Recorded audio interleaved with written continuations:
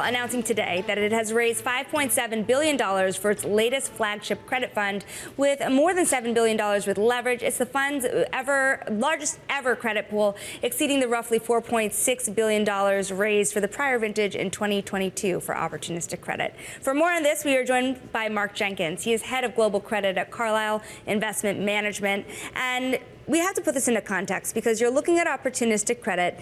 You have $200 billion in credit here. Yeah. So why is this pool of capital so interesting at this point in time? It looks like you're looking at very specific, nimble ways to get into the market. Yeah, thanks, Sonali, for having me on. For us, this is like, a very important step forward as we continue to develop the broad platform that we have. Opportunistic credit is one of our core strategies on a very diverse platform for us. So we focus on how we can have a diversity of products so we can attack, if you will, or look for opportunities across the market as we go through opportunities. Opportunistic credit for us is really working with family, employee-owned type businesses that we structure bespoke transactions for, and they're typically underbanked organizations that look for capital solutions up and down the capital structure. So I think we have a unique perspective in that regard. And I've been building that, that reputation in the market over the past 7 years. It's interesting because you've seen over the last couple of years, ever since you saw the Silicon Valley Bank kind of step back, and then you saw the interest rate movements really shut out a lot of banks from the market. Is this opportunistic opportunity bigger now that you're seeing the banking system step back a little bit? Yeah, I think it's kind of twofold. One is when we look at these companies, they generally, the opportunistic strategy for us is going to where there's fewer participants looking to bank these people. So part of the pullback in the banking system, is not serving these companies well, if you will. We also have a very large team in Europe as well, and there's great dispersion, if you will, and fragmentation in that market. So it does create a lot of opportunity for us there in terms of how the banks have pulled back. But overall, it really is bringing the full scale of the platform to bear for capital solutions. And I think that's the key thing for us in terms of the strategy. What's the return profile? What can you expect back on a strategy like this, and how does it compare to other type of credits? Yeah, because of the complexity, because of the bespoke nature of it, you're actually charging a premium above what somebody would get in the capital markets. And because this is also typically not something that goes into the direct lending market, you're looking for returns that are 300 to 400 basis points above sort of first lien direct lending, if you will. It feels like Carlyle and many of your peers are looking at direct lending and saying this is, yes, a large opportunity, but maybe there are larger ones elsewhere. You've been diving into asset-backed finance, now more opportunistic credit as well. What does this mean about the biggest growth areas for your credit business moving forward? Yeah, for us, we've been kind of consciously building out this platform, which really spans everything from public or liquid corporate credit, private credit, real asset and asset back, so that broad spectrum, if you will. And right now our power alleys, if you will, are really on the CLO side, the opportunistic side and asset back side, and I think that's where we see the growth. But it depends on where you are in the cycle. So in 2023, for instance, the CLO market was closed effectively. We didn't do anything. This year, we've had a record year. We've priced over 36 CLOs, refinancings, new issues, et cetera, and we've raised over $900 million of third-party equity. So quite a change. So you have to have that diversity on your platform to take advantage of the market opportunities as you go through cycles.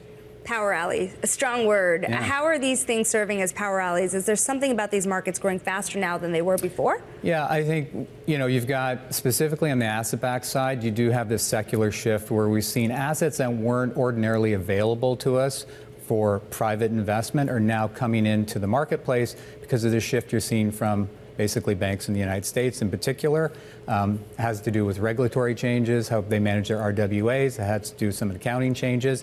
And that's been a secular shift that we've seen over the past 3 years. But it really has come to fruition in the past year where we're seeing more opportunities versus capital formation. So we see that as a great opportunity for our investors, and certainly an area where we're going to lean into and grow over the next several years. As money flows into private markets, where's the risk? We had this great story on the terminal today about the record CLO issuance raising concerns because of the PIK provisions that are rising as well. If you kind of look around the world here that you operate in, where's your biggest concern?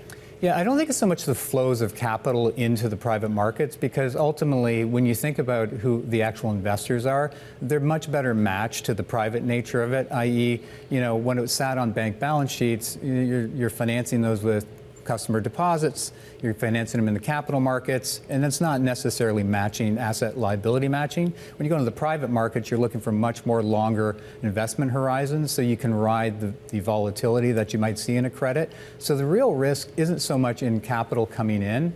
Obviously, as capital comes into certain pockets, some places get very expensive, if you will, and that's always been through different cycles. I think the bigger issue is, how we deal with the economic environment going forward, as opposed necessarily anything that's going to happen in the private capital markets in particular. There's this notion out there that public and private markets are converging, where some private capital providers have said, no way.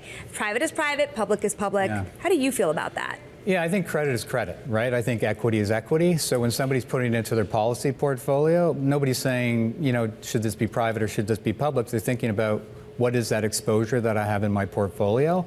And I think the convergence that occurred coming out of 2023 is you've seen both private and public markets and credit in particular coexist in a very, I think, fruitful manner for the community, if you will, and that's creating better opportunities. So when I look at Carlyle in particular and look at the two buyout deals that we recently financed this year, they're very large buyouts. One's a carve out, but we use the private markets to finance them. But at some point in the future, no doubt, we'll look to finance in the public markets. So they coexist as opposed to compete, I would say. And at various times, they rub up against each other for that competition or that tension, but they're going to coexist going forward. Last question from you. You were talking here about the macroeconomic environment. What happens next year? You look at a rate environment where there is still a substantial amount of rate cuts priced into next year's market, but investors also worried about even the possibility of a hike if certain policies come into play, like tariffs. Are you worried about the dispersion here?